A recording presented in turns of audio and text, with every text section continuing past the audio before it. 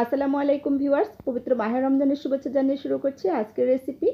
আর আজকে আমি কলিজা ঠান্ডা করা ডিমের পুডিং তৈরি করে দেখাবো। আর আপনারা ইফতারের আগে অল্প সময়ের মধ্যে এই পুডিংটা তৈরি করে ঠান্ডা ঠান্ডা ইফতারের সময় পরিবেশন করতে পারবেন।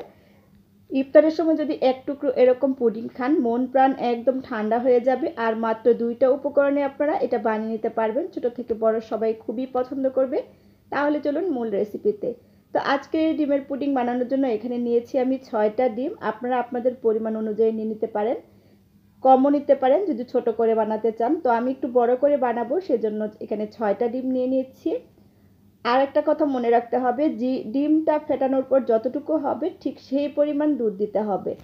অবশ্যই ডিম আর দুধের পরিমাণটা ঠিক রাখবেন, তাহলে দেখবেন আপনাদের পুডিংটাও একদম পারফেক্ট সুন্দর হবে। তো সবগুলো ডিমই কিন্তু আমি একটা একটা করে ভেঙে নিয়েছি। আর এখন হ্যান্ড হুইক্স দিয়ে খুব সুন্দর করে মিশিয়ে নিব। এখন আমি চিনি দিয়ে দিচ্ছি। চিনি নিয়েছি এখানে আমি হাফ কাপ, আপনারা চাইলে আরেকটু বাড়িয়ে দিতে পারেন। তো আমি মিষ্টিটি কম দিয়েছি, আপনারা মিষ্টি বেশি খেলে সেক্ষেত্রে আরেকটু বাড়িয়ে দিতে পারেন। তো বাটিটা ছোট হয়ে গেছে, সেজন্য আমি একটা বড় বাটিতে নিয়ে নিলাম। নিয়ে চিনিটা গলে যাওয়া পর্যন্ত খুব সুন্দর করে হ্যান্ড হুইক্স দিয়ে আমি ডিমটা ফেটিয়ে নিব। অবশ্যই কিন্তু খুব ভালোভাবে চিনিটা গলে যাওয়া পর্যন্ত ফেটিয়ে নেবেন। এটা ফুমি করার কোনো প্রয়োজন নেই, শুধুমাত্র যখন দেখবেন চিনিটা খুব সুন্দর করে গলে গেছে, ডিমের কালারটা একটু চেঞ্জ হয়ে গেছে, তখন বুঝবেন যে এটা সুন্দর করে কিন্তু ফেটিয়ে নেওয়া হয়ে গেছে। তো আপনারা দেখেই বুঝতে পারছেন ডিমের কালারটা কিন্তু অনেকটা চেঞ্জ হয়ে গেছে। আর চিনিটাও একদম গলে গেছে। এ পর্যায়ে কিন্তু আমার এটা ফেটিয়ে নেওয়া হয়ে গেছে। আর খুব অল্প সময়ের মধ্যেই কিন্তু ডিমটা ফেটিয়ে নেওয়া যায়, খুব বেশি সময়ও লাগে না। আর এখানে আমি দুধ নিয়ে নিয়েছি। আমি 1 কেজি দুধ জাল করে এতটুকু করে নিয়েছি। যতটুকু ডিম নিয়েছি আমি ঠিক সেই পরিমাণেই কিন্তু দুধ নিয়েছি। অবশ্যই কিন্তু দুধটা অনেক সুন্দর করে জাল করে ঘন করে নেবেন, তাহলে দেখবেন পুডিংটা খেতে অনেক বেশি ভালো লাগবে। তো এ পর্যায়ে এখানে ভ্যানিলা এসেন্স দিয়ে দিচ্ছি ফ্লেভারের জন্য, আপনারা চাইলে এলাচের গুঁড়োটাও দিতে পারেন। এখন আবারও খুব সুন্দর করে হ্যান্ড হুইস্ক দিয়ে সব কিছু সুন্দর করে মিশিয়ে নিব। আর 1 মিনিট মতো আমি এভাবে ফেটিয়ে নিব। যেখান থেকে আমার রেসিপিটা দেখছেন, ফ্রেন্ডস ফ্যামিলির সাথে বেশি বেশি করে শেয়ার করে দিবেন আর কমেন্টস করবেন। আপনাদের সুন্দর সুন্দর কমেন্টস আমার কাজে অনুপ্রেরণা যোগায়। তো আমার ফেটিয়ে নেওয়া হয়ে গেছে, এটা সাইডে রেখে দিচ্ছি। আর যে পাত্রে সেট করব সেই মোলটা নিয়ে নিয়েছি। আমি আগে থেকে তেল দিয়ে এটা ব্রাশ করে নিয়েছি মোলটা। আর এখন আমি ঢেলে দিচ্ছি। আপনারা চাইলে এর থেকে ছোট মোলটাও নিতে পারেন। তো উপরে যে ফেনা ফেনা অংশটা সেটা আমি এভাবে একটু ভেঙে দিচ্ছি আর একটু নেড়ে চেড়ে বাতাসটা বের করে দিচ্ছি আমি।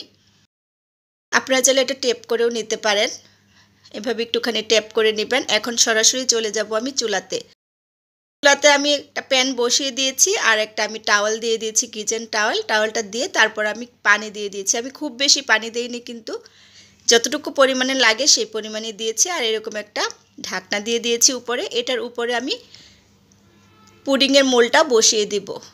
তো পানির পরিমাণটা কিন্তু বুঝে দিবেন, খুব বেশি দিবেন না, তাহলে কিন্তু ভেতরে পানি ঢুকে যাবে।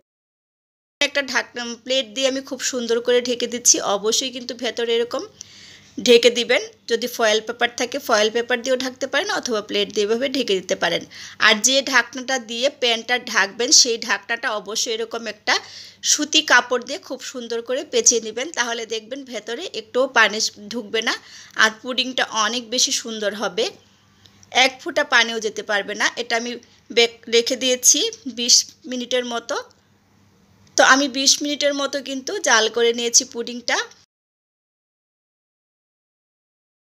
অনেক সময় 20 থেকে 25 মিনিট লাগতে পারে, এক এক চুলার তাপমাত্রা এক এক রকম থাকে। আমি একটা কাঠি দিয়ে চেক করে দেখাচ্ছি, একদম পরিষ্কার এসেছে, আমার পুডিংটা হয়ে গেছে। আর আমি চুলার জালটা কিন্তু মিডিয়ামে রেখেছিলাম। তো দেখুন কতটা সুন্দরভাবে পুডিংটা হয়ে গেছে। এটা কিন্তু আমি ফ্রিজে রাখিনি, ঠান্ডা হওয়ার পরেই এখন আমি আনমোল করে নিচ্ছি। তো আপনাদেরকে দেখানোর জন্য আমি আনমোল করে নিচ্ছি। আপনারা কিন্তু এটা অবশ্যই ফ্রিজে রেখে ঠান্ডা ঠান্ডা পরিবেশন করবেন ইফতারের সময়, তাহলে অনেক বেশি ভালো লাগবে খেতে। তো আমি আপনাদের সাথে পরিবেশন করব, তারপর ফ্রিজে রেখে দিব। তো খাওয়ার আগে আগে বের করব ফ্রিজ থেকে। আর এই পুডিংটা কিন্তু ফ্রিজে রাখার দরকার পড়ে না, এমনিতেই বাহিরে রাখলে দেখবেন খুব সুন্দর করে সেট হয়ে যায়। তো এখন আপনাদেরকে কেটেও দেখাচ্ছি যে এই পুডিংটা কতটা সুন্দর হয়েছে। মাত্র 2 থেকে 3টা উপকরণে এত মজার একটা পুডিং বানিয়ে নেওয়া যায়। যখন আপনারা নিজেরা তৈরি করবেন নিজেরাই বুঝবেন আর কতটা পারফেক্ট হয়েছে দেখেই বুঝতে পাচ্ছেন। তো আমার চ্যানেলে অনেক ডেজার্ট রেসিপি আছে, আপনারা চাইলে সেগুলোও দেখে আসতে পারেন। আর কীরকম রেসিপি দেখতে চান অবশ্যই আমাকে কমেন্টস করবেন। তো আশা করি আমার আজকের পুডিং রেসিপিটা আপনাদের ভালো লেগেছে। ভালো লাগলে আমার চ্যানেলটা সাবস্ক্রাইব করে পাশে থাকা বেল আইকনটা ক্লিক করে দিবেন। অলরেডি যারা এই কাজটা করেছেন তাদেরকে অসংখ্য ধন্যবাদ। আজকের মতো বিদায় নিচ্ছি। আল্লাহ হাফেজ।